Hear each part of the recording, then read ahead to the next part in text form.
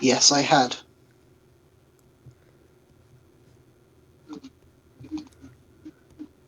Let me just YouTube some 10.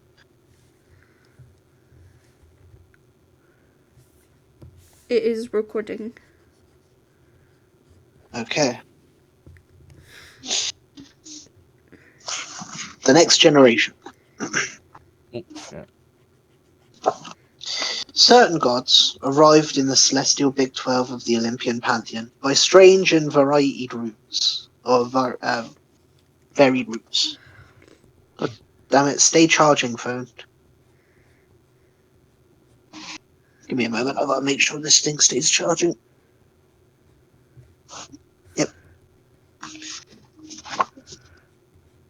By strange and varied routes.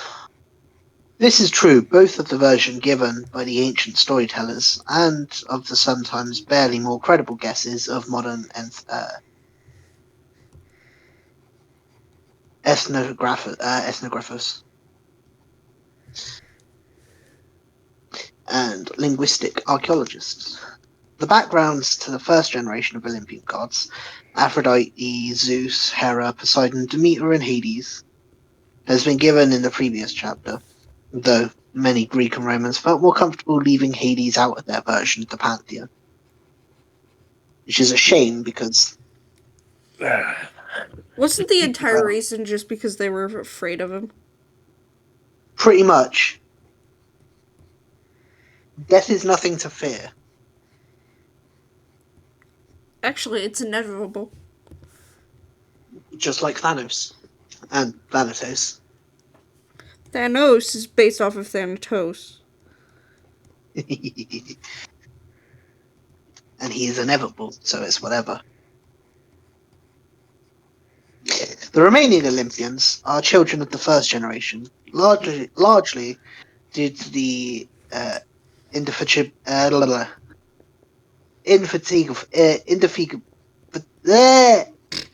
indefatigable efforts of Zeus. Here we explore the lives and myths of this second generation. Athena, or Minerva in Rome. Her parents are Zeus and Metis. She has no spouse, no lovers, and no children. She is the goddess of reason, not wisdom, but reason.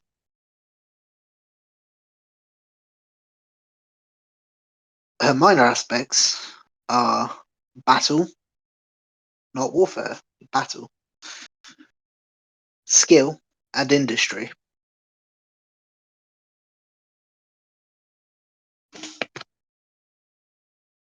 She identifies with the olive, the owl, the goose, hence the title Mother Goose from children's tales. Uh, she has the Parthenon on the Athenian Acropolis, the Temple of Athena Polis, or Athena of the City in Rhodes, and the Temple of the Capitoline Triad, Jupiter, Juno, and Minerva in Rome.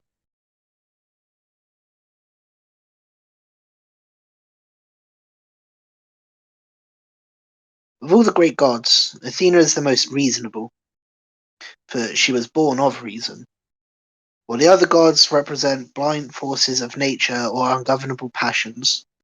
Athena resides principally in the minds of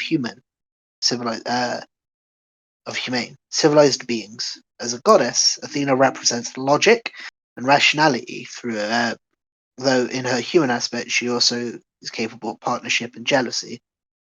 But like Hestia, Athena is always immune to Aphrodite. Metis is the mother of Athena. Once a daughter of Oceanus, she was embodied in the concept of pure abstract thought. When she coupled with Zeus, it was realized that a child who inherited the power of abstract thought from Metis and combined with its practical application in Zeus would possess the ability to rule the universe. However, this realization came far too late for Zeus, as Metis was already pregnant. We have seen that once created, life is divine, and therefore essentially indestructible. So, Zeus stole his father's trick and swallowed his child whole. Within Zeus, Athena migrated naturally to the seat of reason, the brain. There, she proceeded to give her father a, quote, splitting headache. The splitting bit is quite literal. For Hephaestus worked out the cause of his stepfather's discomfort and whacked his head open with an axe, and from the forehead of Zeus emerged Athena.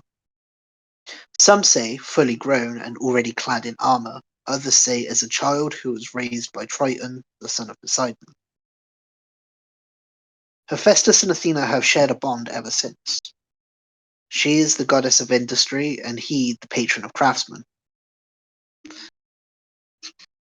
Only Hephaestus dared to test how seriously Athena took her status as a maiden goddess, and did better than any other human or divine, by getting as far as landing some of his semen on her thigh. Ugh. Athena disdainfully wiped it off, and it fell to earth, where it seeded the father of the Athenians, or so claim the people of that city. No other god pushed his luck even that far as Athena. As Athena Promachos, the goddess is terrible in battle. She is also invincible as her aegis, a gold taliced shield, or shield covering, or crocus in the goatskin fashioned for her by Hephaestus, which even Zeus needed to borrow at critical moments. And though she is not vindictive, that would be unreasonable, Athena can be terribly preserving. Furthermore, Nike, the goddess of victory, who is still earnestly courted by patrons of certain brand of sports equipment, is always close to Athena, who never contemplates defeat. In a separate tradition, both Athena and Nike are children of the Titan Pallas, which is why no one comes across references to both Athena Pallas and Athena Nike. However, for the most part, and this is me speaking, but for the most part, the legends that Athena is actually the child of a Titan is an incredibly uncommon one to come across. The general consensus is that she is just a child of Zeus.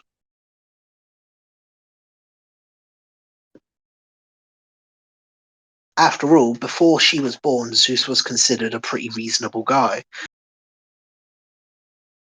Not so much after she was born. What, did she just steal all of his reasonability away? That is one common theory, yes. Wait, then...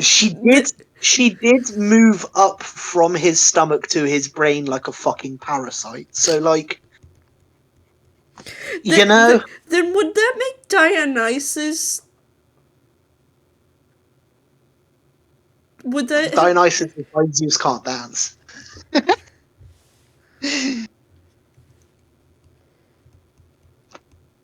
No, I don't mean to insult the gods when I say that. There's only a few ways to get brainworms, and one of them is snorting water from a certain place in Texas. The other way is eating pork that hasn't been cooked properly.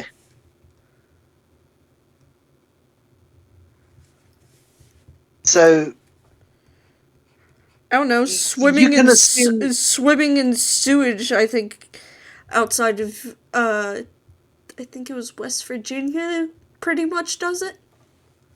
what, Mountain Mama? No. Take me home. No.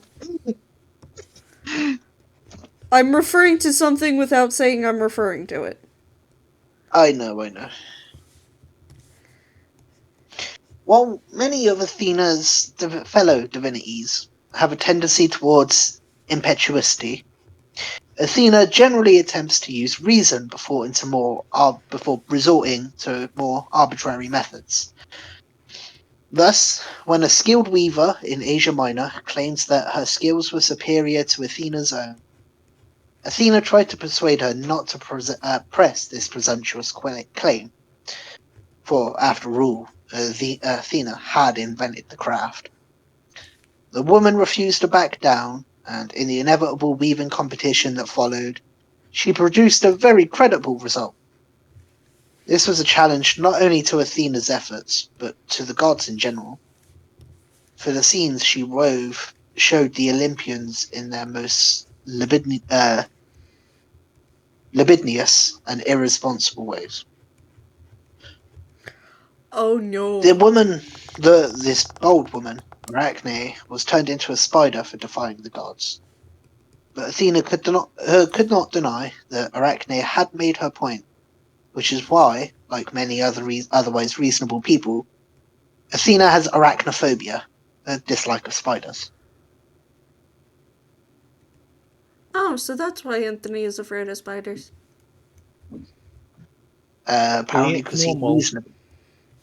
I don't have a fear of spiders. I just don't like spiders touching me. There is I don't like seeing there's an spiders. That's my area issue. there's an area in which I don't like things being in my bubble, and if it's in my bubble, I fuck that.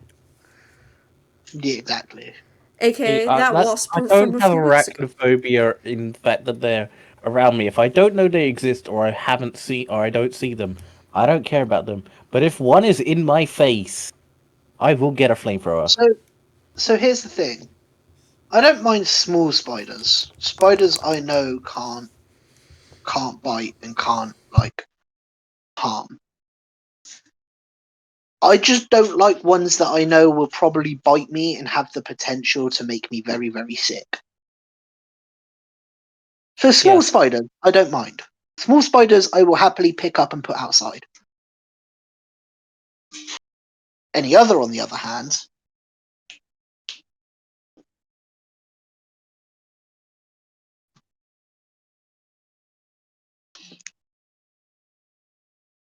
anyway, back to the book. Athena became patroness of Athens when its people chose her gift of the olive over Poseidon's salty spring. Later, she helped the Athenians to grow other crops as well. She and the sea have done well by each other, with Athens coming to symbolize the intellectual gifts that Greece gave to the world, and the Athenians raising the beautiful temple to Athena, the maiden goddess, or Athena Parthenos, their Acropolis.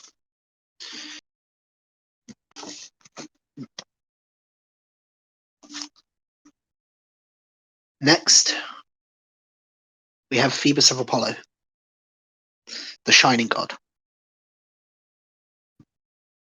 His father, Zeus, and mother, Leto. His spouse is none. His significant lovers are Sinope, Cronus, or Coronis, yeah, Marpessa, uh, Hacinthe, and Daphne. His children, Asclepius, Miltius, and Linus. His primary aspect is prophecy, though his minor aspects of music, healing, and protect of the flocks in new cities is a pretty big one as well. He identifies with the eagle, snakes, crow, cicadas, wolves, dolphins, lyres, laurels, and the number 7 from his birth date. His temples, oracles, and shrines are the Oracle at Delphi, the Temple of Apollo on the Palatine Hill in Rome, and the Sacred Isles of Delos. As described earlier, Apollo was born on Delos, the twin of his sister Artemis, with whom he shared a love of archery and a talent for gruesomely disposing of those who offended him. In many ways, Apollo is the most human of the gods, being both gifted and unfortunate, civilized yet capable of dark barbarism. The multiple sides to Apollo are also seen in his godly portfolio, which encompasses diverse aspects. He is the god of prophecy and the patron of the arts. Though he is a god of healing, his arrows kill through disease.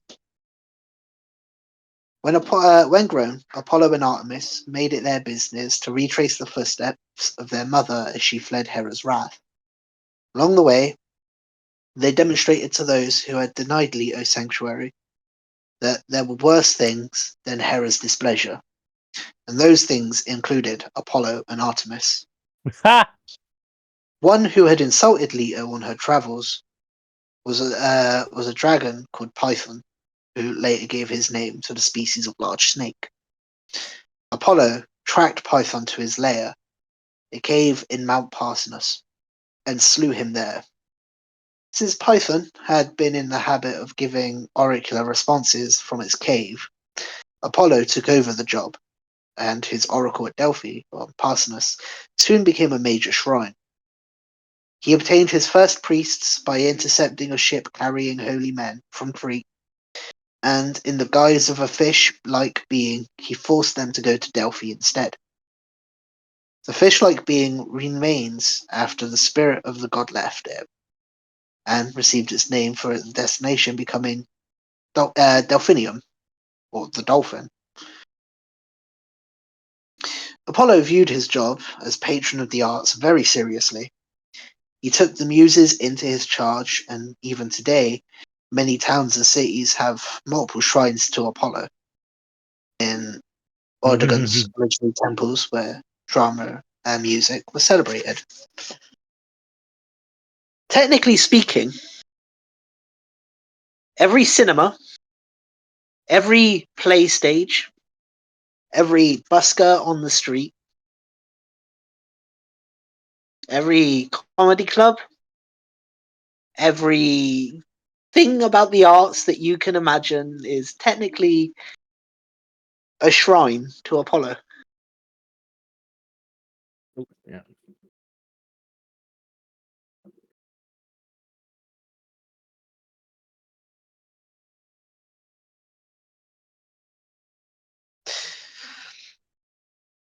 Athena once took up playing the flute, but gave it up because it made her cheeks bulge out in an unseemly manner. The discarded instrument was found by a satyr called Myrsus, who rapidly became proficient with it. In his hubris, Marsyas challenged Apollo, god of music, to a contest.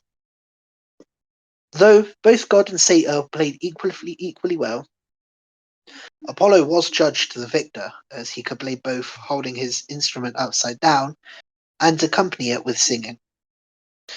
Some bias had been suggested on the part of the judges, as these were the muses who were subject to Apollo. The other judge, King Midas, registered a dissenting voice to the majority, and was rewarded by Apollo by having a pair of donkey's ears transplanted onto his skull. Marsyas suffered an even worse fate, as Apollo skinned him alive for his presumption. According to Herodotus, the flayed skin was still to be seen in his day near the river Cataracides in Phrygia, where the contest was alleged to have taken place. Now, I'm very terrible at these names, so don't at me, chat, if anyone's there.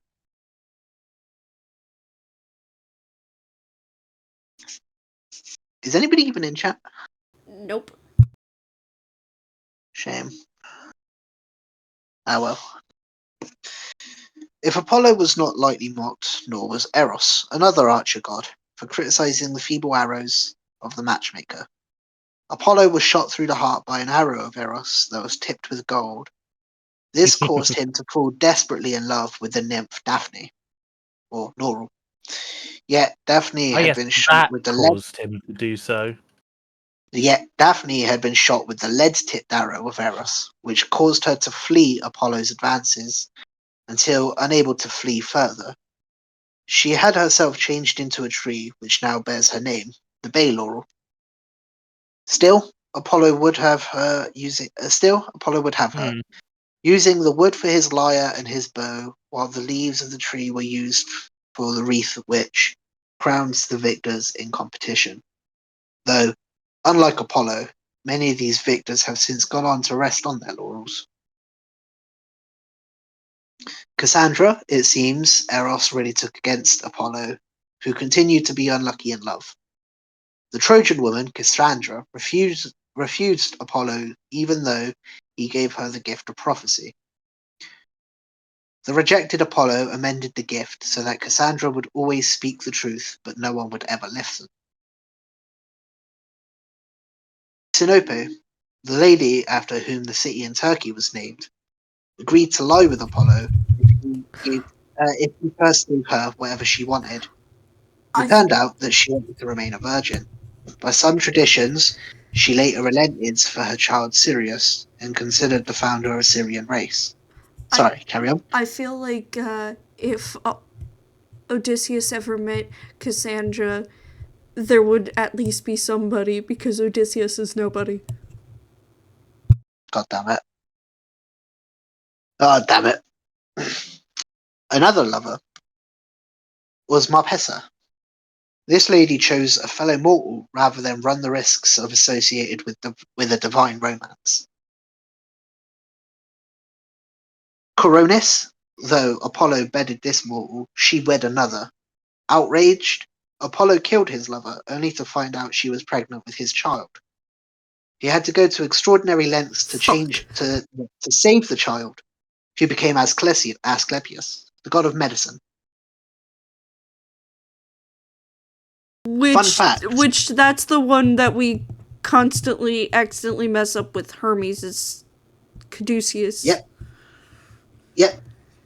Fun fact, that's Hermes' caduceus that a lot of people use for medicine, for like hospitals and ambulances and things. That's Hermes' caduceus, not Asclepius's. Imagine being a huge medical field and you don't even know your own fucking mythology. Exactly. Hyacinth, whose males with males Apollo's luck was no better, for he loved a beautiful youth called Hyacinth.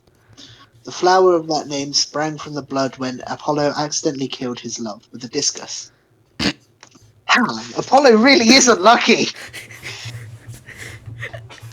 Okay, this is going to be a slight spoiler for Blood of Zeus, but I do enjoy the fact that I think it was Ares or someone ended up trying to give Apollo a discus, and Apollo just immediately went, "Nope, I don't want that." We got to watch that eventually. Edali, the lovers of Apollo, had left their mark on the world. One, Cyrene, founded a great city in ancient Libya, and son by another romance, Miletus, was founder of a famous Greek city. Linus, child of Apollo and one of the Muses, had given his name to characters as diverse as the second pope, a cartoon character and the founder of a well-known computer operating system. In recent years, Eros has relented, allowing Apollo as an 11th spacecraft of that name to conquer Selene, the moon.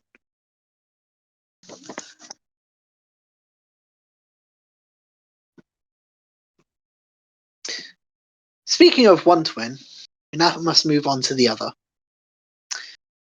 Lady of the Beasts, Artemis, or Diana. There for a second, I thought you were gonna say, "Okay, now for Nox." I just went, "Wait, Huh? I got the wrong set of twins." The wrong twins. Her spouses, her significant lovers, and her children are none. Her primary aspect is goddess of all the wild things and where they live. It's where the wild things are. Her minor aspects are goddess of the hunt, also closely associated with Selene, the moon, and Hecate, the witch goddess. She's identified with deer, cypress trees, and the moon, or Cyprus, the nation, as well.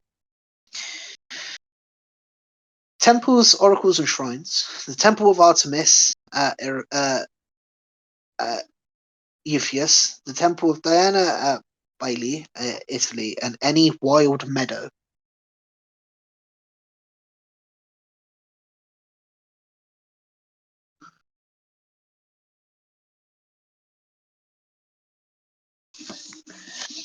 In the Greek and Roman world, the hunt was a serious business. Much of the countryside was uncultivated, and wild beasts were a threat to man and their crops alike. Hunting was sport, pest control, and a meat supply combined, and almost everyone who lived in the countryside did a considerable amount of hunting as part of their daily activities. The risks involved were not inconsiderable, apart from bears and boars, which substantially outmatched any single hunter. The chase itself had dangers, including the risk of excited individuals propelling sharp objects in the wrong direction. Unsurprisingly, Yeah, that would suck. Hunters needed a divinity to look after them, and the job fell to Artemis, maiden goddess of all the wild things. I just realized Artemis is like their version of the hunt that's in Yes, Norse. yes. You're on about the wild hunt, yeah. Which I think in Norse that's Odin? Yes. Artemis was the elder twin of Apollo. I assume this As is a where child, the purple core. she asked her father Zeus that she might always remain a virgin and roam the hills with her attendant nymphs and a pack of hunting dogs. With Like Zeus Apollo, around, not a chance. she took the bow as her weapon. Hers was made of silver by the Cyclopses. And with Apollo, she avenged any insult to her mother. One Niobe apparently had not heard of the pair's vendetta against those who denied Leto sanctuary, and she boasted that she was 7 times superior to Leto, as she had 7 sons and 7 daughters, while Leto only had 1 of each. A brisk bout of bow fire soon evened things up, and Niobe was left without children of either gender to boast of. Well, You do not boast in front of a god of archery that you're better than her mother who died. especially Greek ones. You will get shot. Yeah, you will fucking die. Okay, that's not that difficult to get a hold of. All star followers: the Pleiades, Callisto, and Orion. Or the Pleiades. The companions of Artemis were 7 sisters called the Pleiades. These ladies were less successful at retaining their virginity than their leader, and almost all had a relationship with other gods, some less willingly than others. Maia, the eldest Pleiad, was mother to Hermes, while Electra, meaning birth, is still very much about on Earth, as she shares her name with Amp, electron in Greek, which the ancients used to generate sparks of electricity. Callisto, as well as the promiscuous Pleiades, another favorite of Artemis, Callisto was also seduced by Zeus.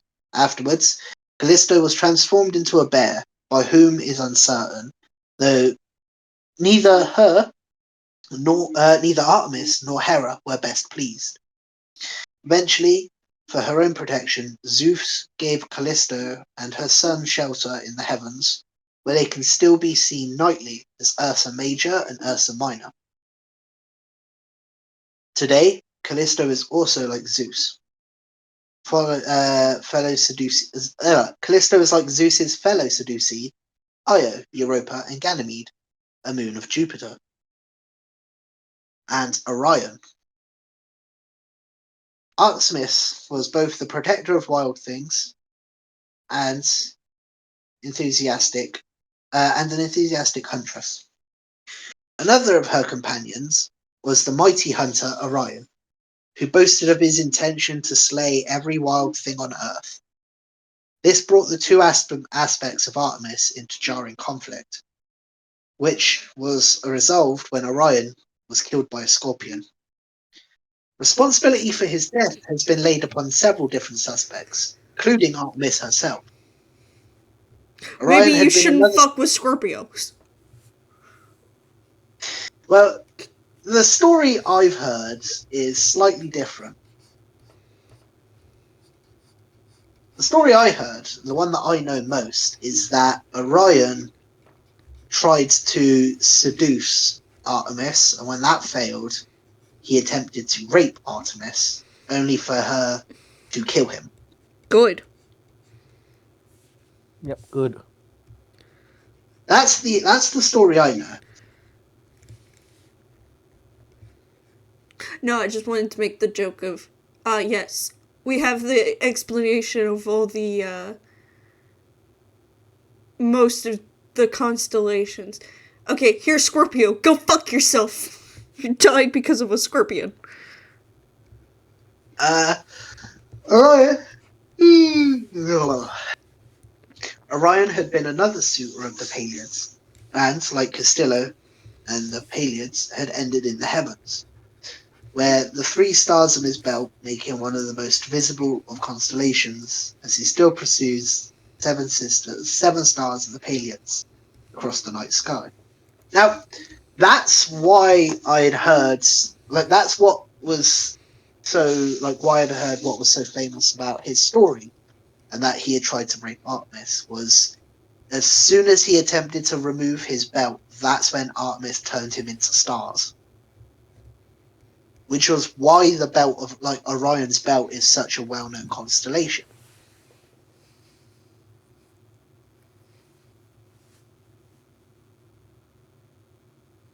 You know what I'm saying? Yee. I keep forgetting whether or not I'm muted or not, and I only know based off of the light of my mic.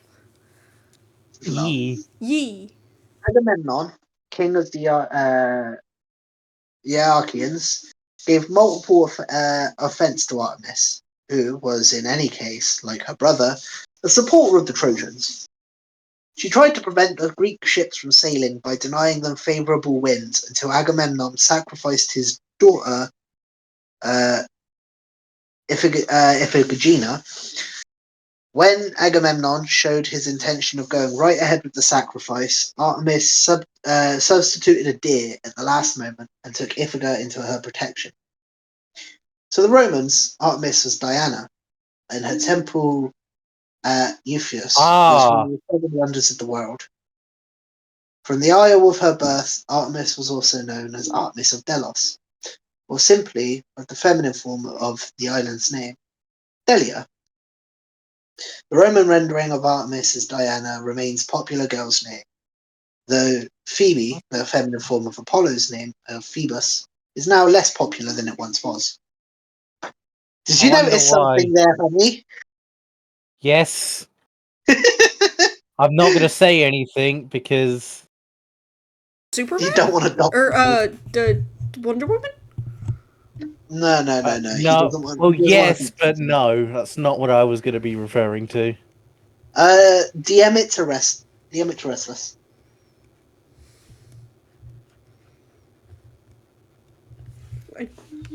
Okay. What?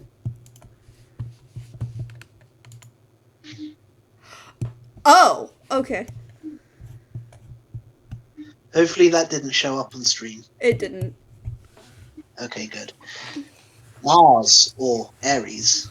Honestly, I actually quite like the Roman name for Ares.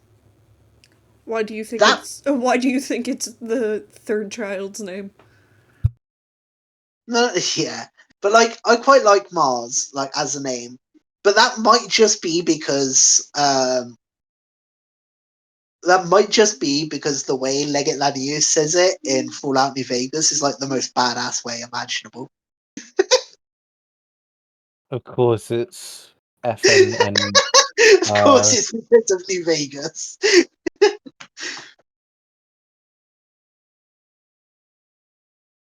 Of course, because you're a nerd. Yeah, but you love me. There's a reason why this is on my channel. Oh, that's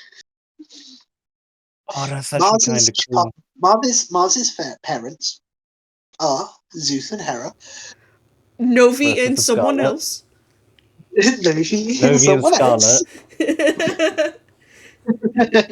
I like the fact no, that Zeus. we moved Mars to being Scarlet's now instead of Russ's, just because he's more pink. Okay, but I like the fact that Novi is Latin, and he decided to give his twin daughters Greek names, and then his only son a fucking like Roman name.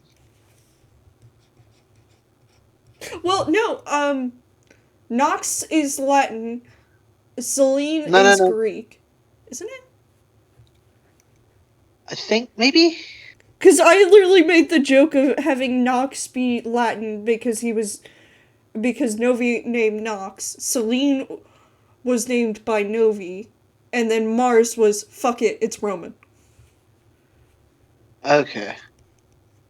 Maybe. But it could also be if Scarlet has both Mars and Neptune,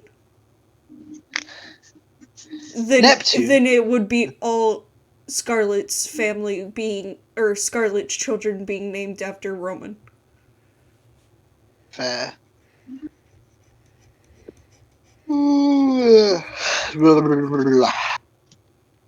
It's just the family being a bunch of nerds.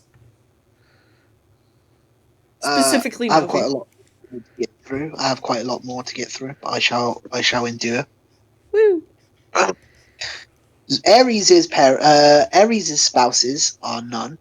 However, he has significant lovers in Aphrodite, Crane, Silva, Eos.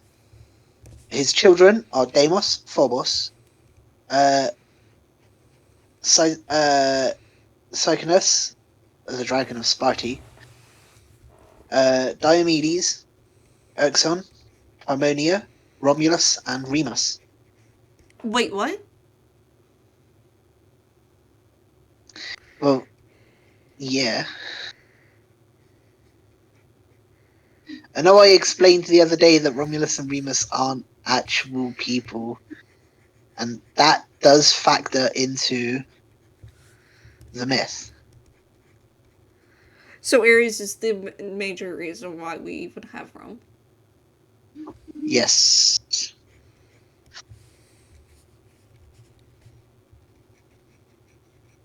So I've been sitting here shitting on Rome this entire time.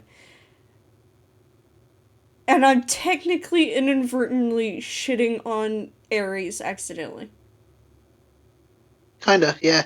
Fuck! He was. I want to see this failsafe work. Anyway, his primary aspect is the god of battle. Much like Athena, being the goddess of battle. I think it is working. He has no minor aspects. And though he's one of the major Olympians, it's kind of strange. He is identified with the spear, the woodpecker, the vulture, and the dog. Hence the term. Question. Everything else kind of makes sense. Why woodpecker? I don't know. Apparently, every god needs a fucking bird of Bird. some kind.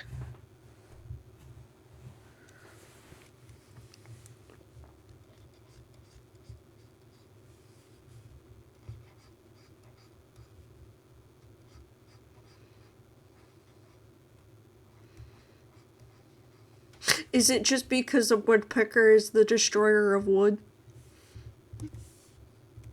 Yeah, maybe. His temples and oracles and shrines. The Temple of Mars in the Forum in the Forum of Augustus, Rome, and the Temple of Ares in Athens, and in theory any battlefield. Thus, as a young man, I Right. myself My prayed to headphones Ares. just fucking died. Oh, I'm sorry. Anyway, as I said, as a young man, I perhaps had once prayed to Ares. I know you did. Especially You've having prayed been like in the military. Europe.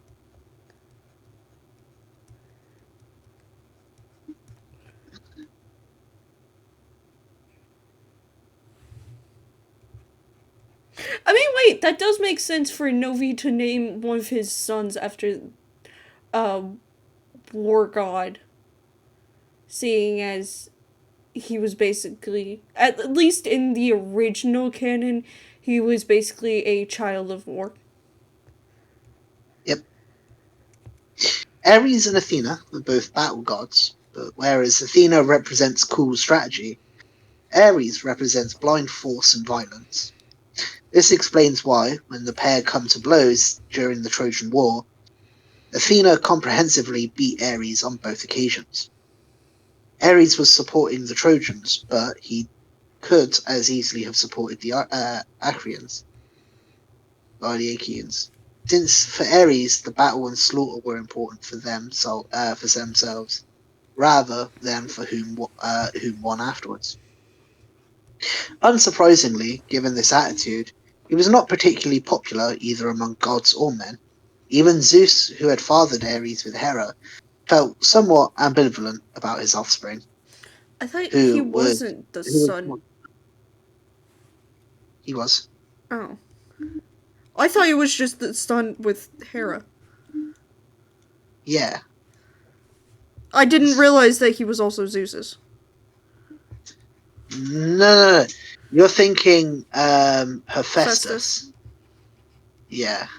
You're thinking of Hephaestus. Was he the only one that was actually fathered by Zeus and born by Hera? Yes. Okay. Um He's the child that Zeus definitely did not want. Sadly. yeah. Ooh. That's unfair. Unsurprisingly, given this attitude, he was not particularly popular either among gods or men. Even Zeus, who had fathered Ares with Hera, felt somewhat ambivalent about his offspring, who was more at home among the warlike and savage Thracians than the civilized folk of southern Greece. The battle-prone Spartans, naturally enough, were fonder of Ares than most, and believed that they were descendant from one of Ares' children.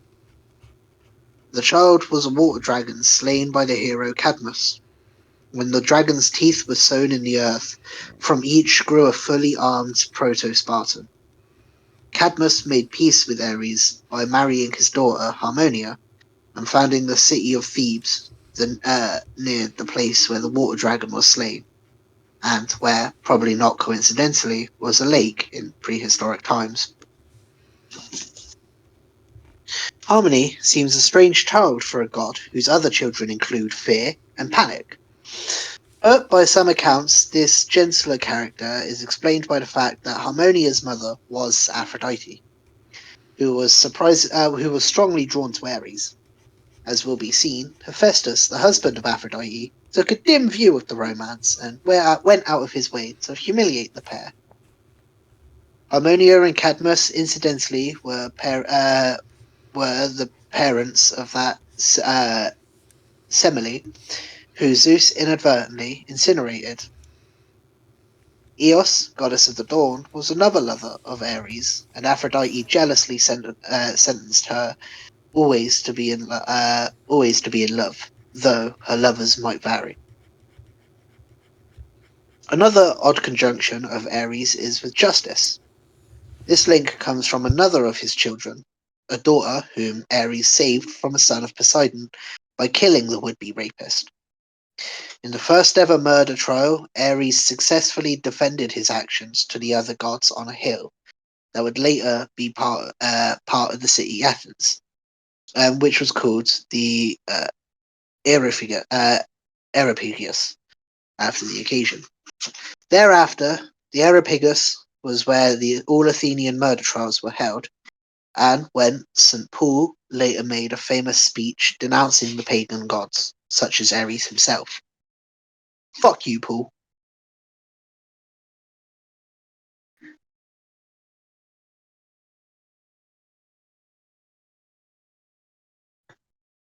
Yeah, fuck that guy in particular. Ares had a depraved son called Sinus, whose hobby was the construction of a temple to his father from the skulls and other bones of travellers whom he had killed. He came unstuck when one traveller turned out to be Heracles. Ares, who had inherited his mother's hatred for Heracles, rushed to his son's assistance. Athena promptly appeared to Heracles' defense and stopped Ares from striking Heracles while he was fully engaged with Sinus. Warned of the threat, Heracles promptly wounded Ares in the thigh. The war god withdrew to Olympus to nurse his wounded thigh and pride, while Heracles dispatched the bloodthirsty son without further hindrance. Though the Greeks were distinctly ambivalent about their battle god, Ares found himself much more welcome in Rome, where he rolled together with a variety of other gods to become Mars. As Mars, he allegedly impregnated the Vestal Virgin and royal heir Rhea Silva to produce Rome's founders, Romulus and Remus. The Emperor Augustus, though normally an admirer of the civilizing arts of Apollo, founded a temple to Mars in his newly built forum in Rome.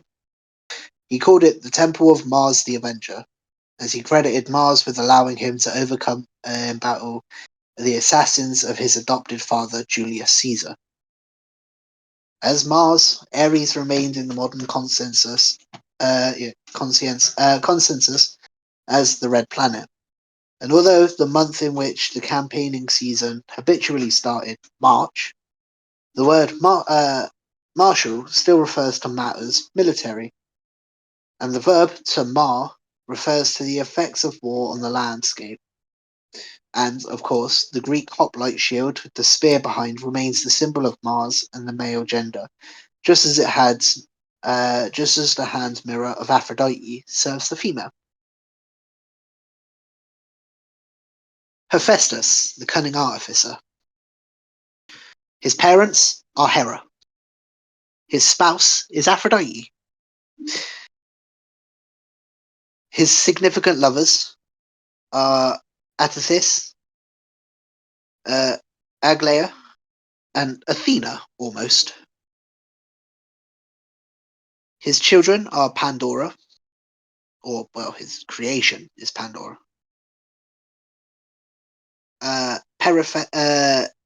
Periphetes, and I can't say that one. Erythonius, I think. His primary aspect is the god of craftsmen. His minor aspects are particularly gods of blacksmiths, and god of the fire and volcanoes. He's identified with the hammer, the anvil, and the tongs, but no animals. His temples, oracles, and shrines are the Hephaestion in Athens, the What did they? Isle What the did Isle they? of Lemnos. What did they run out of fucking animals to give? Like, did they run out of birds somehow? Maybe. So the Hephaestion in Athens, the Isle of Lemnos, where the modern international airport is called Hephaestus, and the Temple of Vulcan, uh, uh, Agrimentum in Sicily. Hephaestus was, above all, a blacksmith. And he had the same role on Olympus as blacksmiths are believed to have in the archaic Greece. An outsider, Hephaestus was sometimes mocked, but was also secretly feared for his arcane skills. Like many blacksmiths in early Greece, Hephaestus was lame. This was because blacksmiths sometimes added arsenic while smelting copper, so as to burn out sulfuride impurities.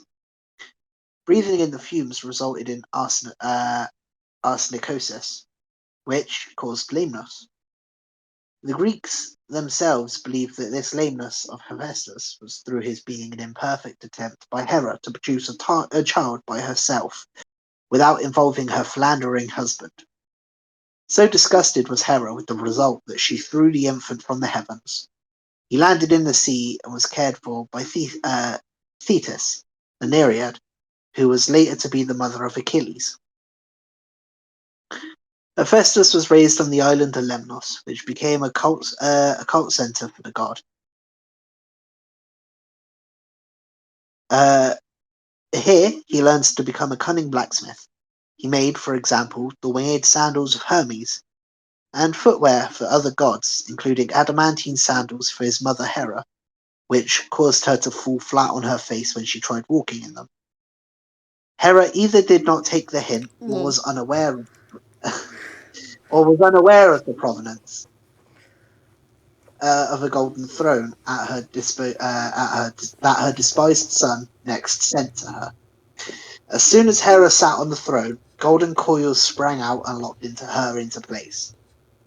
Nor would Hephaestus release his mother until he was readmitted to Olympus, and furthermore given the fair Aphrodite as a wife.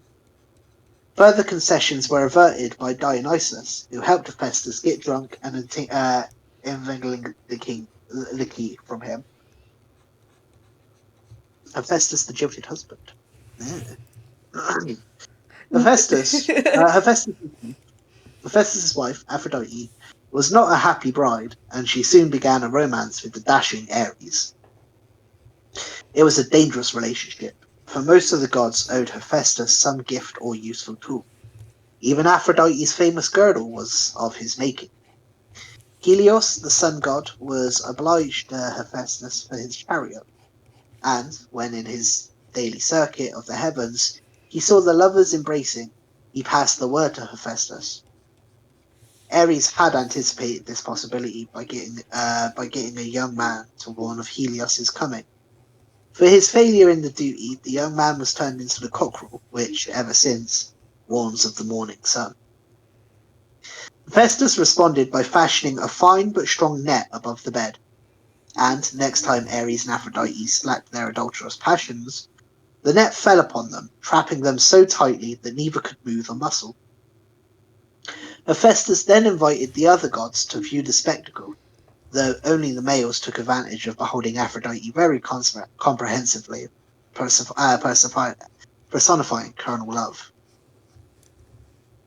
Despite his usefulness in the heavens, it was Hephaestus who also created Pandora, and the chain that bound Prometheus to his rock. He was It was pecked by Hephaestus who birds. went It God was damn it. Hephaestus who welt the axe that led to the birth of Athena, and the blacksmith god was exiled once more. This time, his exile was for taking his mother's part in one of her frequent quarrels with her husband. Offended by Hera's constant persecution of Heracles, Zeus had prepared a painful punishment for his wife, and Hephaestus either protested strongly or, by some accounts, took physical measures to help. Literally thrown out of heaven, Hephaestus fell for an entire day. On Earth, he set up his forge under the constantly grumbling mountain of Mount Etna in Sicily, where he produced wonders such as walking tripods and bronze mechanical men. The Romans said Etna would flare up whenever Venus, Aphrodite, was unfaithful to her exiled husband. Though it should be noted that Hephaestus is also believed to have carried on a diligence of his own with one of the three charities, Aglaia, or Roman Charis. To the Romans, Hephaestus was known as Vulcan, and the similarity of Vulcan and Volcano suggests that Hephaestus took over some of the earlier attributes of the Roman fire god. Fish were an acceptable sacrifice to Vulcan, especially in his August festival of the Vulcania, in which bonfires were lit as he is a rational solution orientated god. It is surprised to see that the alien Vulcans in the long-running science fiction series Star Trek have the same attribute. Objects such as car tires are made from rubber hardened with the heat in a process known as vulcanization. Things like that. Which I think is actually quite interesting.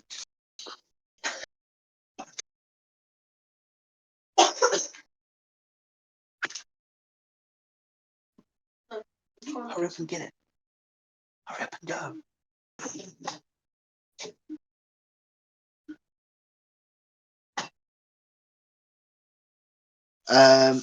Ah. 1 minute.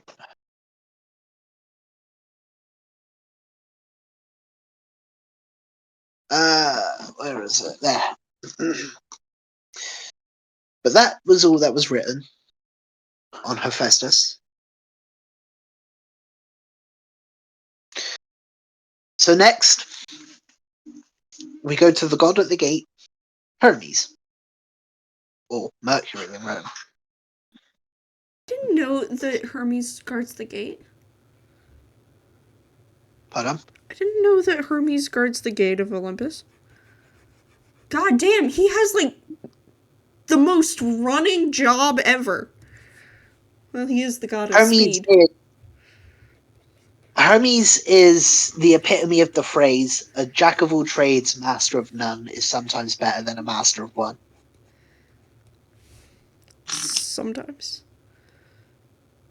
Hmm. So if you combine both Hermes and Apollo, you just get a bard. Pretty much. Which would mean that any traveling minstrel in D&D would technically be under the patronage of both Hermes and Apollo. Meanwhile, rogues are just Hermes. Ironically. Yeah, rogues are Hermes.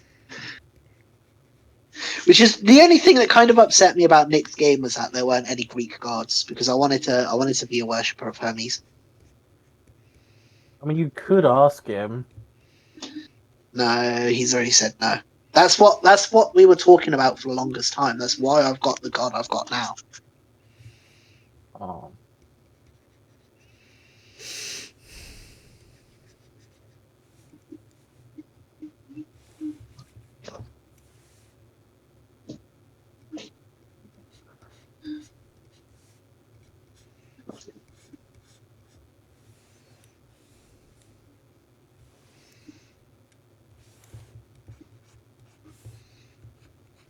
I think you can guess what I'm doing. Maybe. What are you doing?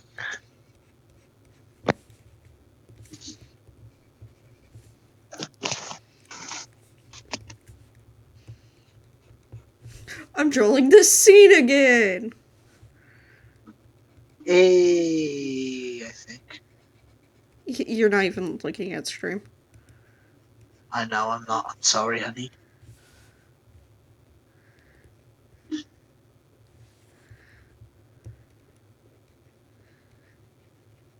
I think you would like it.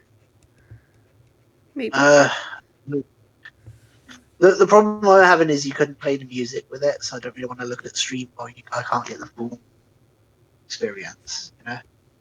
Yeah. Well, I'm just sitting here drawing, so.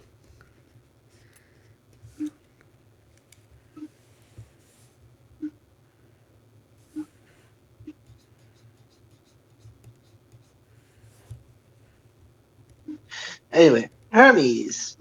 My His parents are boy! Zeus and Maya. His significant lovers are Dryop and Aphrodite. His children are Pan, Hermaphroditus, Autocleus, uh, Priapus, and Evander. He has no spouses. His primary aspect is messenger of the gods. His minor aspect is bringer of dreams, god of athletes, travelers, liars, harlots, all who cross or transgress boundaries, god of insight, and god of eloquence. I thought Morpheus was the god of dreams. No, no, no, no, no, no. Morpheus creates them. Hermes brings them. Oh, okay. Jesus Christ, he's running everywhere. Fuck. That's why it's strong, or it was strongly believed in ancient times, that you only ever remember one dream a week. Cause Hermes, That's- because Hermes is running fucking everywhere. Yeah, which was why it was considered, if you had more than one dream a week, you were supposed to grow up to be something heroic. Hmm.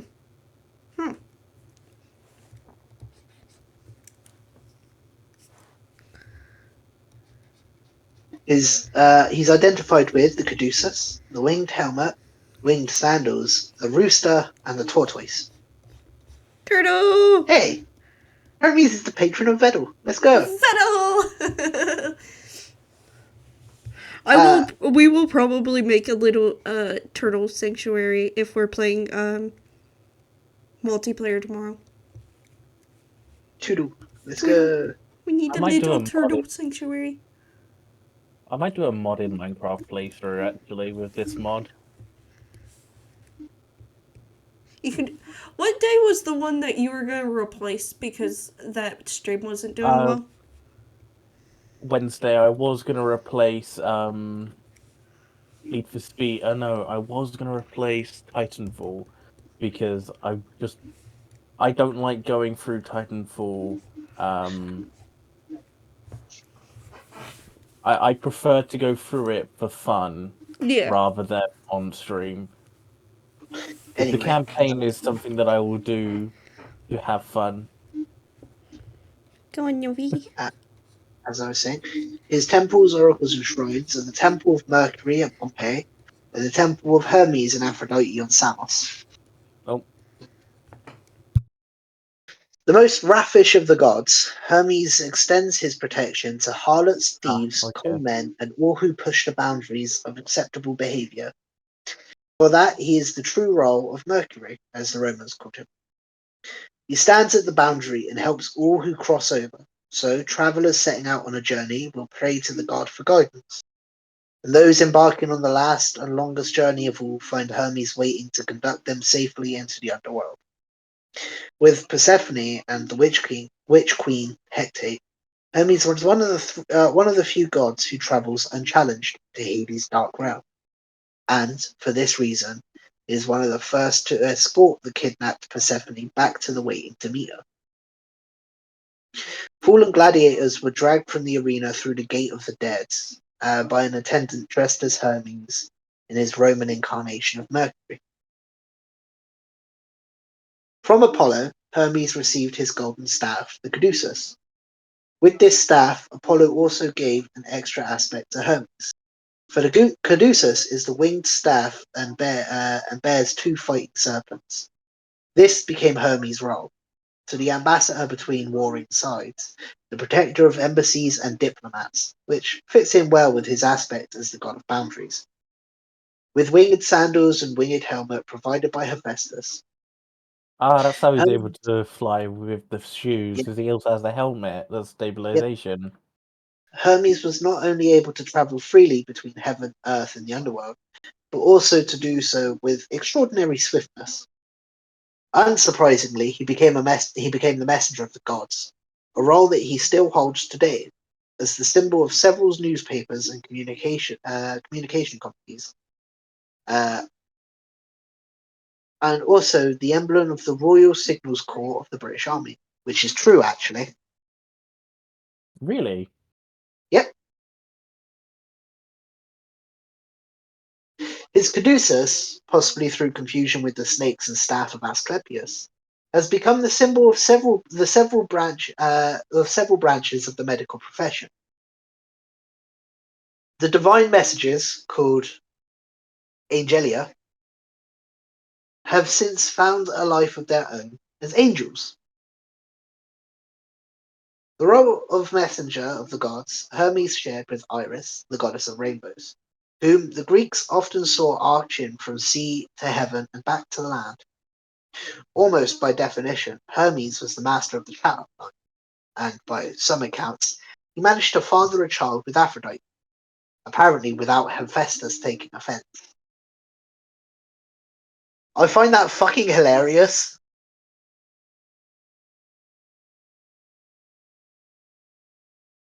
It's like, how? He might have done it so fast Hephaestus didn't know. Either he did it so fast Hephaestus didn't know, or after all that flirting, he turned around, looked at Hephaestus, and just went, "Would you like to join?" And that would imply Hephaestus said yes. Or just went, I'm not feeling it today. Yeah, just went, "I'm not feeling it today." It would imply that he would also flirt with Hephaestus, which I love the idea of. Which I feel like Hermes is like out of, besides maybe Apollo and Dionysus, Hermes is also like one of the gods that just like he'll sit there and like I feel like he's the one who'll sit there and just like make the joke, and then it's just like, wait, you took that seriously? To be fair to him, he is the god of pushing boundaries. And to be fair, he is a child of Zeus. Exactly. So like, the fact that he managed to seduce Aphrodite without Hephaestus either knowing or caring means he just pushed a boundary and went, "Fuck it, we boo." I will only do With it once though. Because it was this only motherfucker, one child, wasn't it? yes, this motherfucker literally just went, "We boo." Weebo. My boo's his life. The child was the fertility god Priapus, whose outstanding feature was his hugely erect phallus. The misuse of certain chemical remedies for male erectile dysfunction has in modern times led to a considerable increase in the once rare condition of priapism, by which some unfortunate men have discovered that one can have too much of a good thing and also have it for too long. This is why we have the blue pill. That's exactly what Viagra is for. That's exactly what Viagra causes. That's what he's saying. Oh. Too much Viagra causes priapism. You know when they say if you have an erection lasting more than 4 hours, you should see a doctor? Yep. Sadly. That's because the doctor's about to tell you probably have priapism, which is effectively the overdose of Viagra.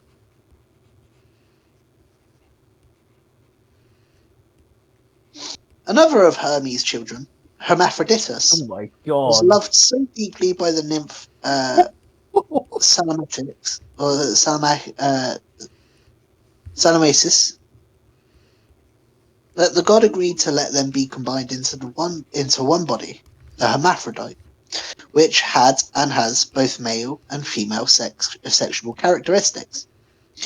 Another child of Hermes was the woodland god Pan. Just as the children of Hephaestus tended to be lame, so the children of Hermes inherited their father's light-fingered habits, cunning, and that easy charm. Cunning and Thus, and quick fingers. uh-huh. Thus, it comes to no surprise that the son of Hermes, called Autocleus, the Prince of Thieves, was grandfather to Odysseus, and the most widely and persuasive of all the Greeks. As Mercury, Hermes became the modern planet, a recognition not of Mercury's closeness to Helios, the sun, but to the speed with which it gets around him. Today, some of Hermes' most recognizable aspects are in the field of fashion, where scarves and bags branded with the name are prized by dedicated followers.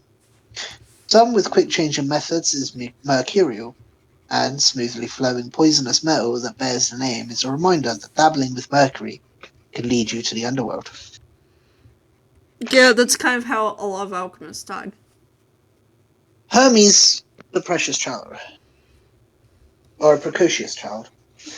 On the day he was born, he stole the sacred cattle of his half-brother Apollo. After sacrificing 2 of the cattle, he used their sinews as strings across the shell of a tortoise he met along the way, telling the tortoise, "Though you must die, you shall make beautiful music." He built the first lyre. With this lyre, he turned aside the wrath of Apollo. Once the god had tracked him down, it's hard to hide things from the god of prophecy and divination, after all. You're right. Hermes disingenuously claimed that he had needed the stolen cows to provide his infant body with milk. This was not actually true, but the maker of the lyre was himself a good liar. God Apollo, who was damn also was fascinated by the lyre, was charmed by the easy eloquence of the infant. He was readily persuaded to forget the theft of his cattle in exchange for the infant. Jesus. I hate the amount of puns in this book. I'm It's great. disappointed.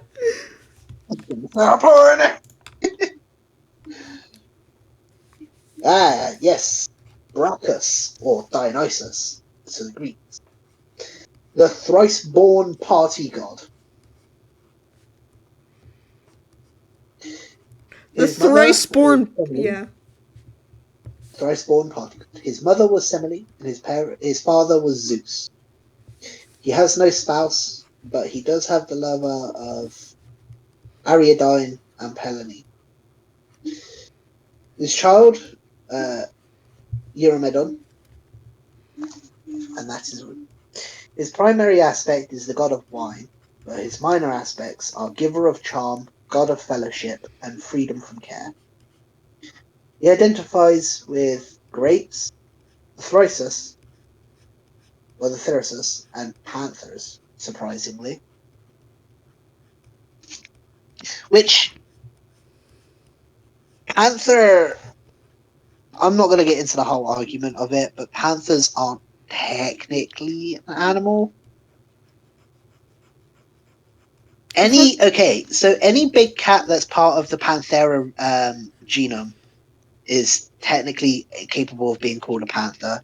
Yes, technically speaking, you can call a tiger a panther, just like you can call a lion a panther.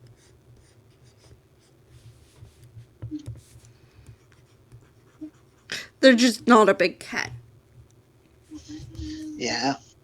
Isn't it a weird thing with cats onto whether or not they are big, considered big, is whether or not they can meow or else they chuff? No, surprisingly. I recommend watching the Casual Geographic guy on, I think, YouTube and TikTok. He does a really, really good job explaining it.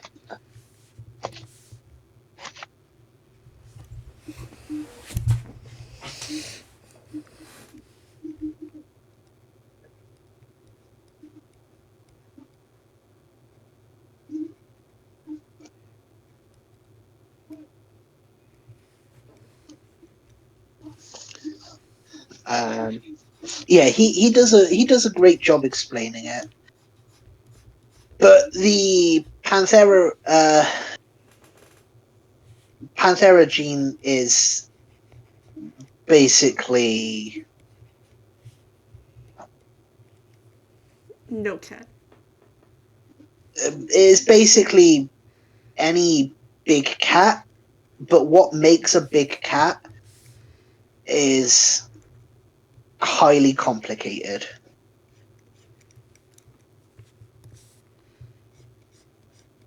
Because technically, if I'm correct in remembering, They're cheetahs cute either way. cheetahs aren't big cats. Neither is a lynx or a mountain lion. Or a Wait, you said lynx and mountain lion. Bobcat. Nope. Dude, there's way too many cats to be able to Name them all. name them all, but there are.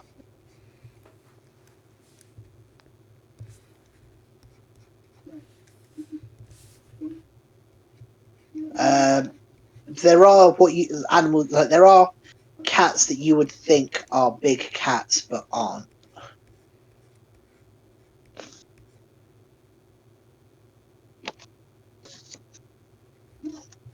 I'm surprised Dionysus' symbol is a panther and not a.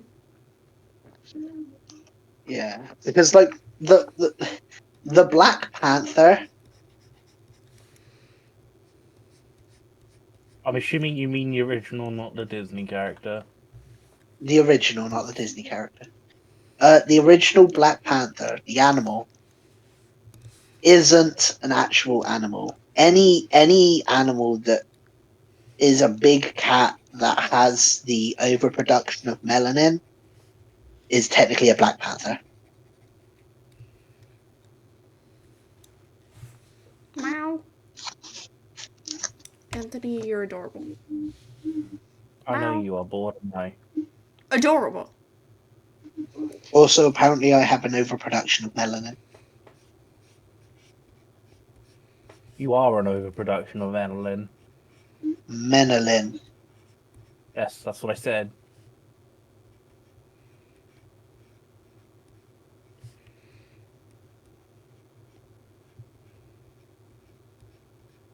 Oh my god. Uh,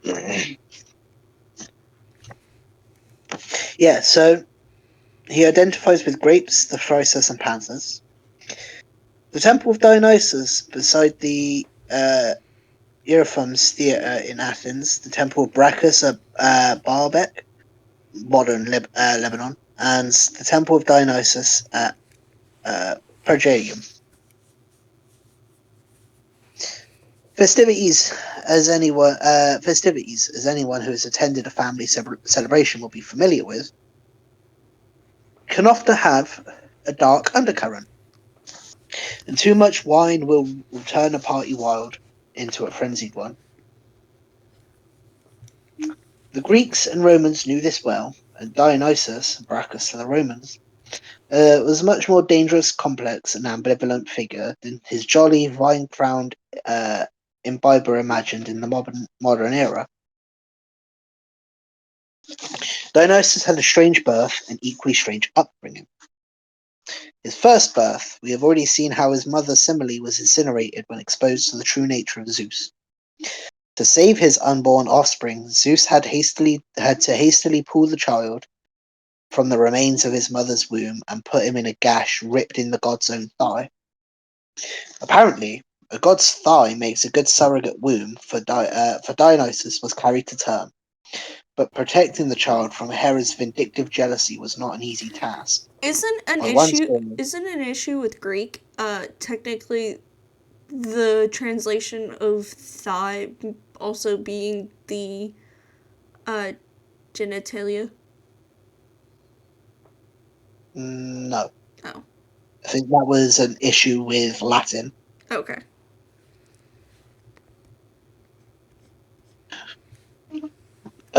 but I might be wrong.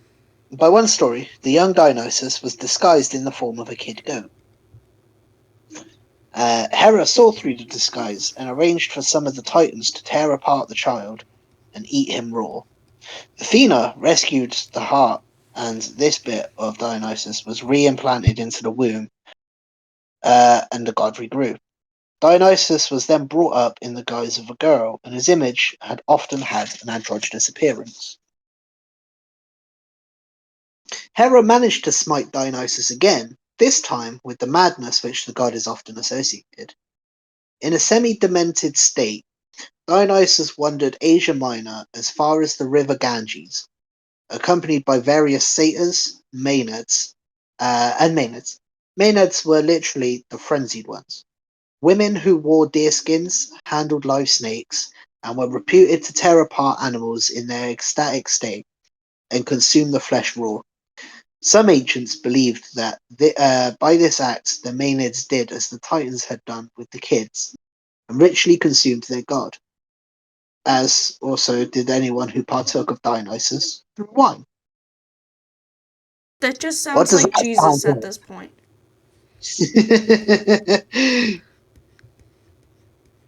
Look, all I'm saying is if Jesus hands you mayonnaise, don't eat Ugh, it. What? I said, look, all I'm saying is if Jesus hands you mayonnaise, don't eat that's not. That's not Jesus. it. Cured of his madness by Rhea, Dionysus returned to Greece, where he had a hard time convincing people of his divinity, a tradition that even the ancients felt might reflect the reluctant acceptance in the Asiatic cult by the pre-classical people of Greece. Certainly, there was much about Dionysus that was alien to the worship of other gods. His effeminate side?